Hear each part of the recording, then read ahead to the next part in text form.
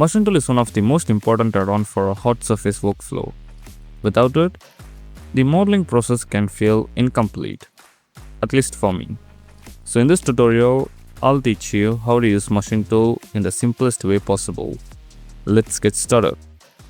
Alright, so first what I'm going to do is I'm going to edit, preferences, and from there I'm going to disable the Machine3Tool and reinstall it.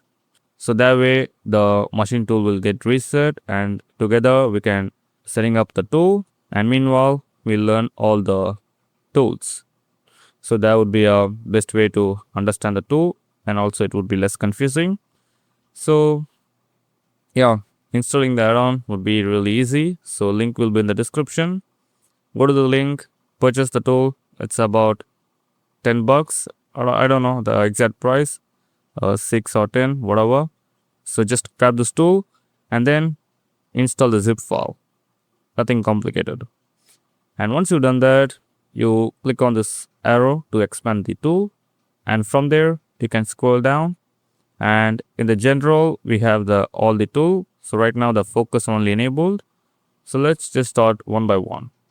First is Smart Word, and Smart Word basically which helps you to merge the vertices to the nearby object, but honestly I don't really use it. What I do instead is I go to the edit mode, and if I want to merge, I can simply use the M key, merge tool. So if I want to merge this vertex to the last point, I select this one and this and press M and merge at last. Or if I want to merge this at first, I select this and the first selection get merged.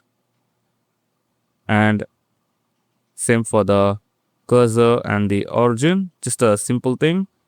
And Machine3Tool can make it really simple by using the hotkeys, but honestly I can go with a default Blender merge tool, so I don't use it. And same for the Smart Edge, but Smart Face, I honestly use this. So Smart Face allow me to filling the empty faces, so doing that manually might takes a lot of work, so I use Smart Face. So let's see what is the key map for this. Yeah, Smart Face works on the 4 key. So unfortunately I'm using my numeric key as a numpad, so pressing 4 might not be work for me.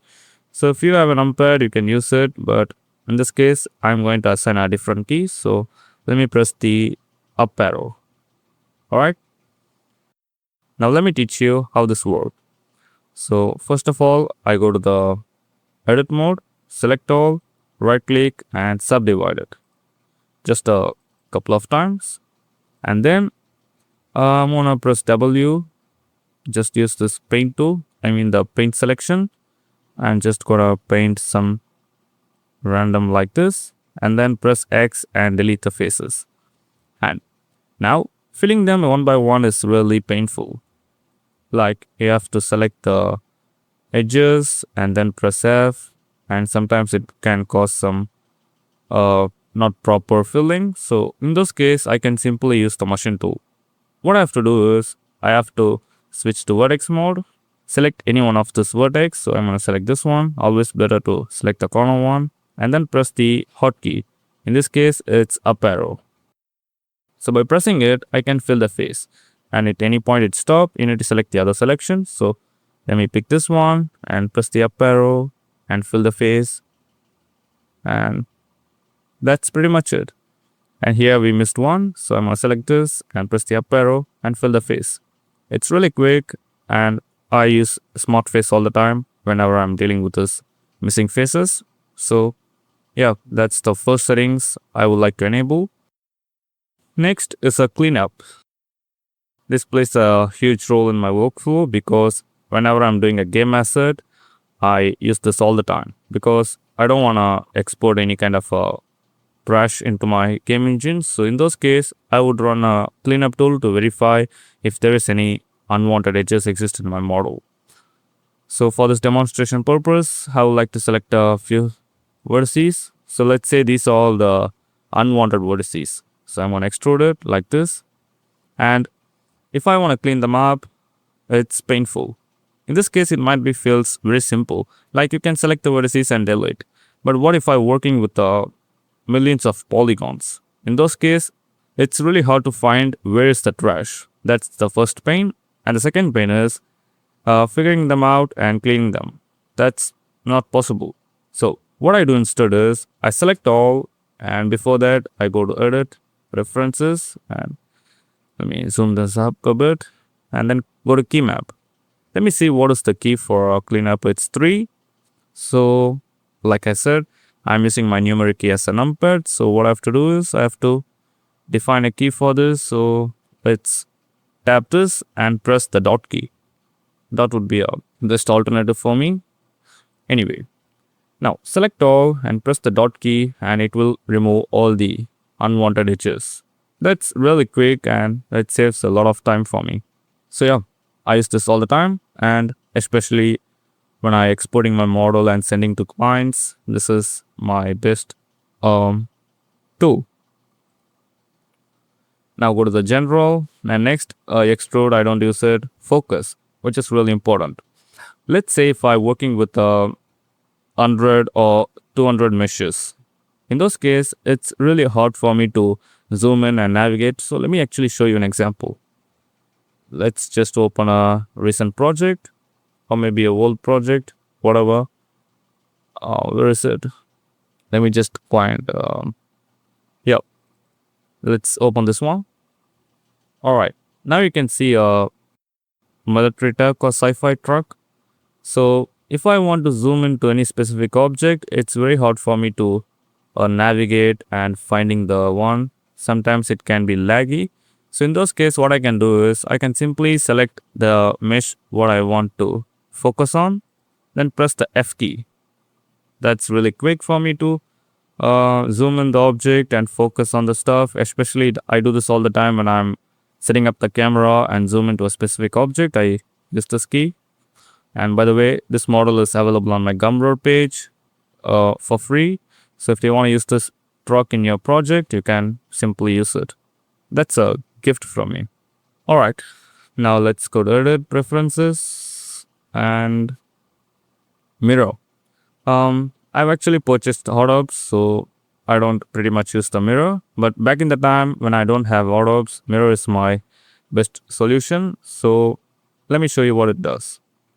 And the key map would be, I think, Shift Alt X. So you can change it to Alt X if you want to make it really simple. But generally, if I had a cube like this, and let me isolate it, and let's just do some small change over the side. All right. If I want to mirror this to the other side, like a hot-ups, I can simply press the Shift Alt X and mirror. Quick. And if I want to mirror to the other side, Shift Alt X and mirror. Just be sure that this won't work in edit mode. That's the only restriction, but you can use it in the object mode.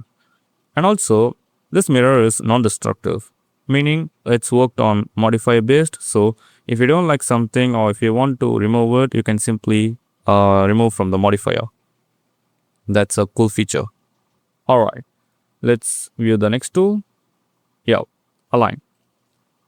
Align, which is a really important tool in my opinion, because I pretty much work with the decals all the time, and sometimes if the decal misplaced or it causing any random rotation, I use align tool to rotate it. Let's say if this decal is rotated randomly, so I'm going to move this on the Y. First let me just alright, just apply the mirror. So what I can do, simply removing this from the one side and set the origin to center. Now let's say if this is rotate randomly like this, and if I want to project this on my model, I have to at least give a proper rotation. So it's very hard for me to finding the proper rotation. So in those cases, what I do simply is I select my decal or whatever I want to make it align with my object, and simply press the Alt A. So select this and select the target object. In this case, it's this one. So I select this and press Alt A. So let me show you again. So first you need to select the object that you want to get aligned, and then select the target object like this one and press Alt A to align. And then you can simply move this on the y-axis. So it aligns the rotation. You just need to position it and then press D and project it. Really simple. Let's view the next tool. So group tools, I don't use it, and these things, honestly, I don't use in my workflow, so I don't want to explain the stuff that I don't use. Maybe I think I need to experiment with this, and sooner I can make things if I really find anything cool. But for now, I don't use it, so I'm gonna ignore them.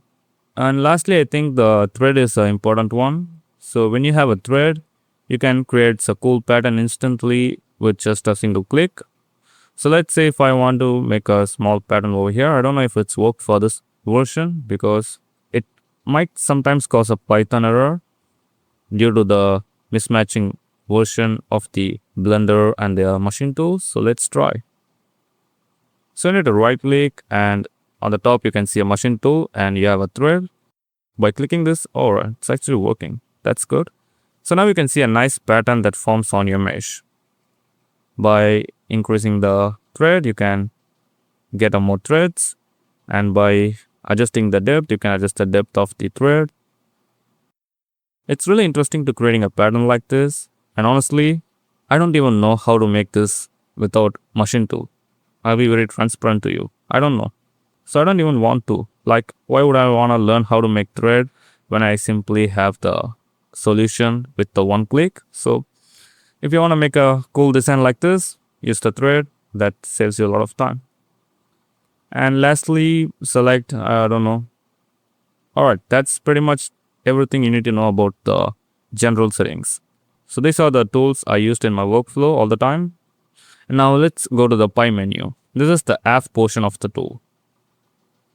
So first we have a save pie. So we currently selected to a mode pie. I don't know what it does. Let's go to the key map and see. Yeah, mode pie, which is nothing but it gives you an interactive menu when you're switching between the edit mode and object mode. So let's say if I don't have a mode pie, if I press the tab key, it instantly go to the edit mode, which I don't like. So what I like is I like it with a small option like this, like a small pie like this. Now when I press tab, it tells me which mode you want to dive in. Like you want to go to the face mode, edge mode, or vertex mode. So it's really useful. It might be not looks that important, but in your workflow, you definitely need that. So sometimes if I want to merge the vertices, I have to go to the vertex mode. And if I want to select any faces, I go to the face mode. So I'm actually very familiar with this workflow. So without this menu, the pie menu, my workflow feels a bit incomplete. So that's the first pie menu you need to enable. And next one, which is a save pie. Let me actually disable it for a moment. If I press Ctrl S, it takes me straight into the saving. And let's say if I save this as a cube 002 or something. And when each time when I press Ctrl S, it saves without any pause. And it can cause sometimes me annoying because sometimes I don't want to change and I want to save it as a different file. So in this case, what I can do is I enable this save pie. So when I press Ctrl S, it gives me a small hesitation. Like it tells me, do you really want to save it or you want to save as? And that gives me a small pause to determine if I want to save it or save as. So that's really useful for me. So I think it will also useful for you. It's not only gives you a control with the saving, it also gives a lot of cool features. Like if you want to open a file, you can open a new file. And if you want to open existing Blender file, you can also do that. And then you got a plenty of option over here. So when you click on the all recent, it will open all the recent file you opened. And if you want to open your recent file, you can simply click on this one. So this will open the recently opened file. So let's see what happens if I click this. Yeah, this is the recent file open. So I think it's displaying. And next we have a screencast key. So when you enable this, whatever the key you're pressing on the keyboard will be displayed on your screen. So honestly, I don't really encourage you to enable this one because you got a free option which is called a screencast key. So if you're making any kind of tutorials and you want to teach to your audience, and if you want your viewers to know what key you're pressing, you can simply use the screencast key, which is available on the GitHub for free. So that would be a best alternative, I think. So this one might be a bit confusing if someone watching your tutorial or watching your screen. So I would recommend to use screencast keys, so don't use this one. And next one, which is a clean out. So when you click this, all the files and all the information on your viewport will be clean. Like it feels like you opened a new file. So if I click this, oh, and in this case it's not working. I think I have to check my version, but normally this will allows you to clean everything. So literally all the things will be removed when you click this. I know how that things work. And next we have export option. Like if you want to export your model into any format, you can simply click on this one, or you can go to the file and export, click on this one. Some people don't like to switching the menu, so you can simply use everything in the one pie menu like this. So that's all you need to know about the save pie menu. And yeah, we have one option which is called incremental save. And again, you don't have to use this one. You have a better alternative, which is a power save. So let me just install it very quick. I'm going to the install button, go to my add-ons and power save. Where is it? Yeah. So when you have a power save, you can simply click on this one and use auto save. So what it does is for every 2 minutes, this will save your file as a temporary file. So for each 2 minutes, your file gets saved. The same thing that Machine3Tool does, but I think power save gives you more control. So I use this. And when you combine power save and Machine3Tool, that would be a deadliest combo. So when each time the power save my file, I can simply press Ctrl S and click on this open recent. So in many cases, like when I'm working with a million of polygons and bevel and subdivision, the file might be crashed very often. So in those cases, this add-on saves me a life. Like even though if I lose some of my work, I might not lose many work because it saves every 2 minutes. So the loss might be very insignificant. So I can easily roll back and get my most worked file. So in those cases, I really love the Machine3Tool and the power save. And you need to know that you have to click on this power save icon and click on this. Where is it? Yeah, you need to click on this power save hops. This is the save button. When you click this, your file started to getting saved. So that's a small note I want to share, because once you've done that, you see that the power save icon gets more bright, like it's activated. Now let's see the next settings. So let's go to the edit preferences and Machine3Tool, shading pie. So when you press the page up key, it will open up the shading pie, which is nothing but the same thing you get from the overlay and this small arrow key, which shading pie makes everything organized in one place. So when you press page up, this will open up this nice pie menu, and from there you can adjust the matte cap, like whatever matte you want to add, you can simply adjust it. And then you can on and off your grid, like you see the grid and axis over here. So when I disable this, everything will be gone.